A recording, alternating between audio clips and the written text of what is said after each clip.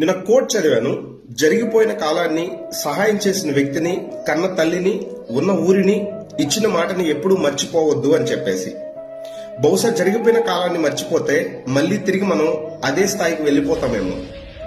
సహాయం చేసిన వ్యక్తిని మర్చిపోతే బహుశా జీవితంలో అలాంటి వ్యక్తులు మళ్ళీ మనకి దొరకరు. ఒకవేళ దొరికినా వాళ్ళు మనల్ని యూజ్ చేసుకుంటారేమో గాని సహాయం అయితే మొదటి వ్యక్తి చేసినట్టు చేయలేకపోవచ్చు. ఇంకా కన్న తల్లిని మర్చిపోయిన వాడు బహుశా వాడు అసలు మనిషే కాదు.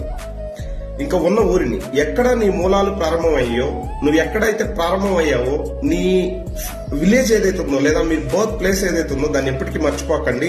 ఎందుకంటే చిన్ననాటి జ్ఞాపకాలు జీవితంలో చాలా మధురమైనటువంటి జ్ఞాపకాలు మిగిల్చుతూ ఉంటాయి.